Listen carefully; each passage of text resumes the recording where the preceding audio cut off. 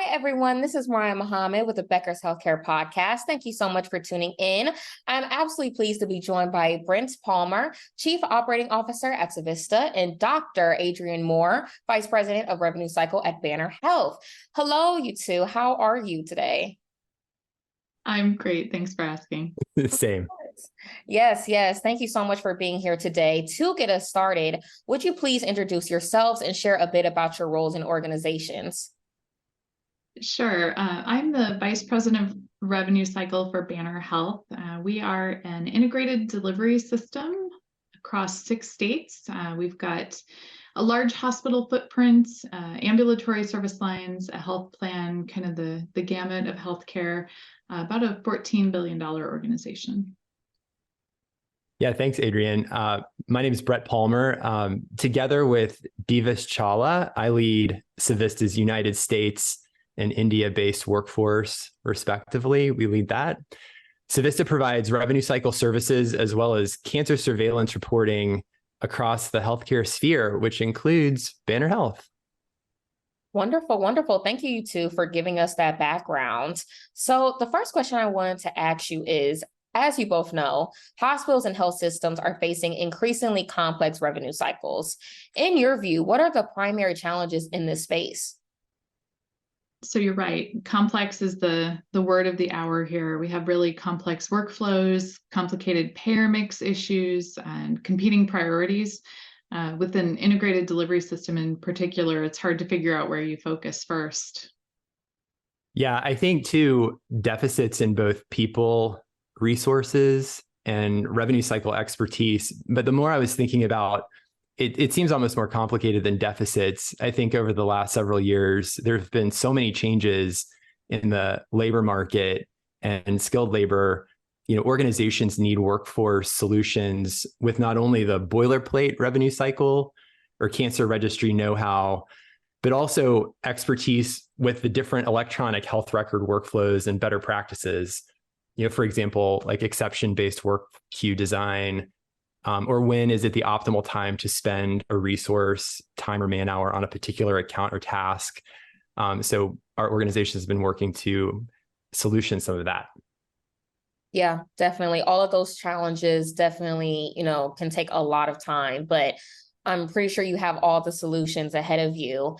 Adrienne, to what extent do these challenges align with what you're seeing at Banner Health? Can you describe what led Banner to partner with Savista in the tools, resources, or approaches that help to address these issues? Yeah, we hear a lot about the clinician workforce shortage, but there's a workforce shortage across all of healthcare. So it can be difficult to staff revenue cycle teams, coding, billing, CDI, and we've got challenges in many areas. And I'm sure most of our other hospital partners out there in the country are experiencing the same things. We've tried to meet this demand with our relationship with Savista several ways, and it's kind of evolved over time. Savista has been a nimble talent portal for us. They've got great revenue cycle expertise. They can respond quickly when we want team members, but they've also taken placement type work for us as well, where we rely on their expertise to get the work done, and we don't quite get involved in managing the talent the same way. But talent fulfillment can be a really big hangup for our health systems, and Savista has really helped us focus on our other important priorities like strategy and our workflows and how we keep up with the way that healthcare is changing. So they've taken one problem and made it smaller for us, that whole workforce component. Yeah, I think we try to anticipate Adrienne's needs in the future. So to Adrienne's point about nimbleness, currently Savista helps insulate Banner's coding and accounts receivable talent needs in specific segments of acute and ambulatory services. So calling back to the resources and approach, we try to analyze and liquidate the receivables, identify the trends, payer and procedural, and then get that back into Adrienne's hands. So then Adrienne and her team can spend more time addressing issues with payers and less time on workforce management, or where we can help augment her strategy. Definitely, definitely. Thank you so much for giving us that insight. And if I could do a quick follow-up question, what outcomes does Banner Health seeing as a result? So I would say Savista has in many ways become like part of our departments. We're probably a challenging client at times. We have really high standards. I have some teams that actually interview all of the Savista team members as if they were hiring for the role. But they really integrate them into the team and make them part of the department or the team or the payer group. And so we've had really good success there, making it more of a personal relationship with these team members. We've also derived some benefit from utilizing global resources in very specific circumstances where it's appropriate to do so.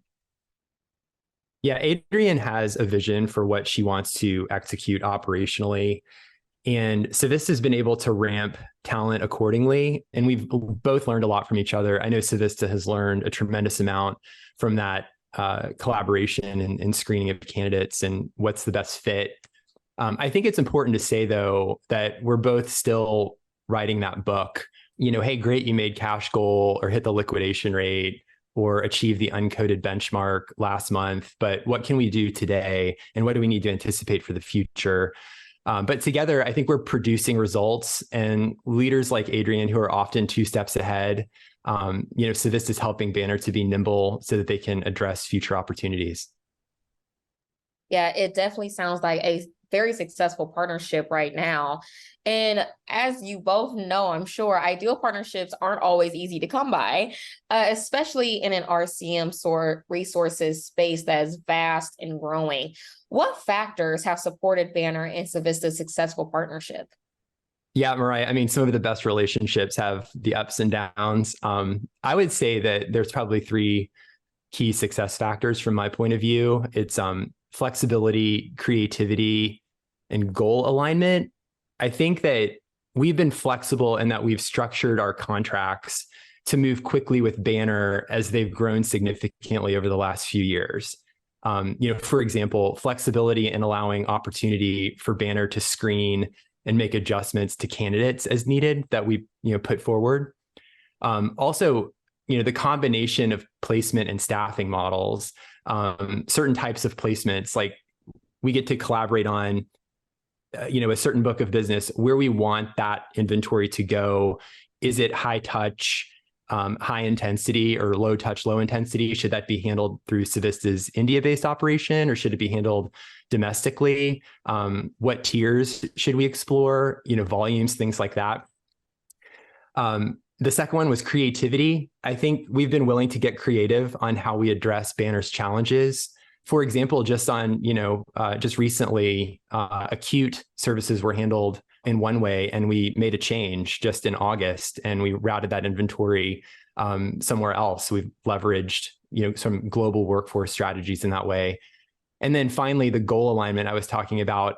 It may be cliche to talk about 2 organizations striving for excellence, but I think we have a shared commitment and an understanding of how we define excellence, and leaders at every level work hard. I'm proud to say that, Savista's leaders can probably articulate Banner's goals, hopefully as well as Banner can articulate their goals.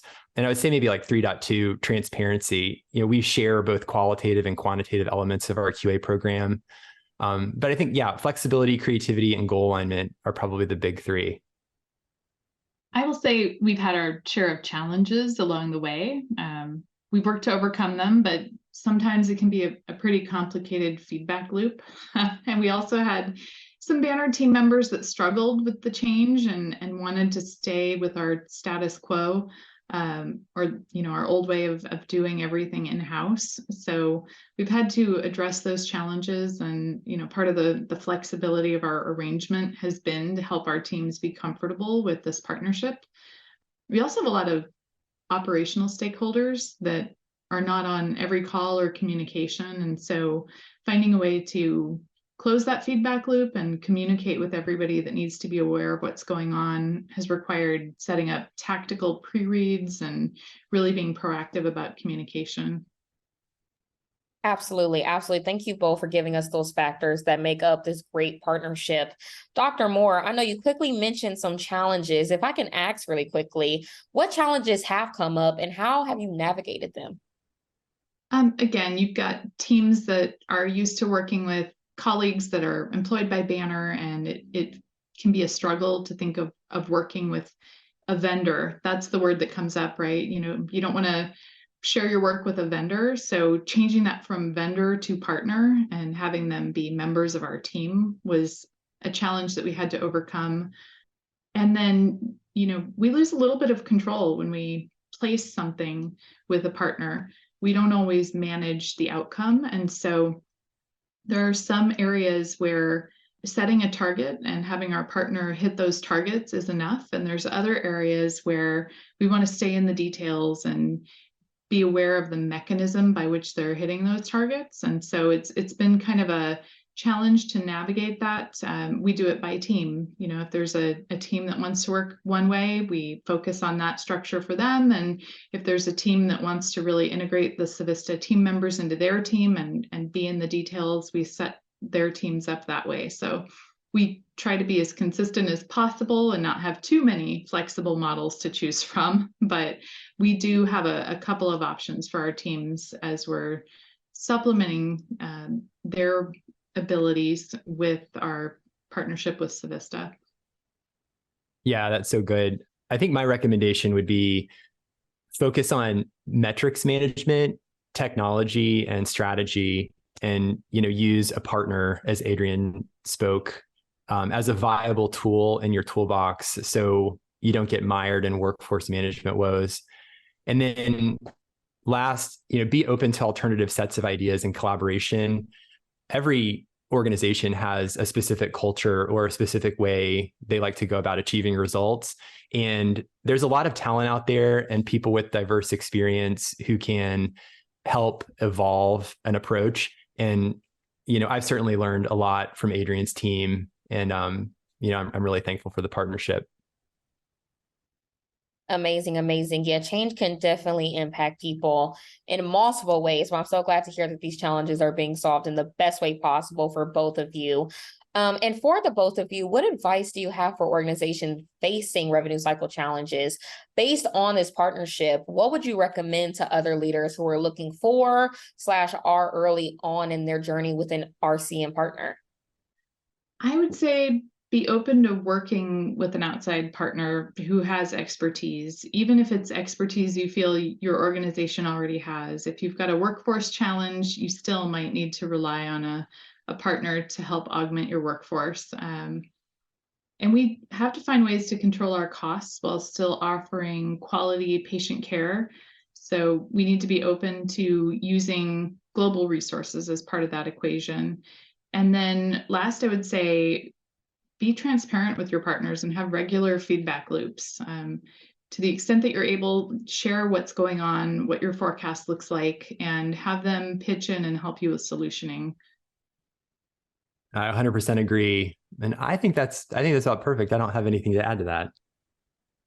Perfect, perfect. Yes, great advice. I think, the listeners will definitely take all of that into account. And before I let both of you go today, is there anything else our listeners should know? So if your listeners are also Beckers readers, they might know this, but if we look at the reports from McKinsey, Deloitte, Crow, all the big analytics firms out there, healthcare is going to make it or break it on controlling costs. Our pre-COVID margins, if we can remember back to pre-COVID, half the hospitals in this country were operating in the red anyway. Even to get back to that point, it is going to be driven by cost. Global partnerships and automation can be in your toolbox for cost control, as Brett pointed out. So be open to adding some new tools to your toolbox. We've got a long journey ahead of us on cost. Absolutely. Thank you so much, Adrienne and Brent, for your time and a great discussion today. We really do appreciate you being on Beckers. My pleasure. Thanks for having me. Yeah, of course. I also like to thank Savista as well for sponsoring this episode. You can tune into more podcasts from Beckers Healthcare by visiting our podcast page at beckershospitalreview.com. Have a wonderful rest of your day.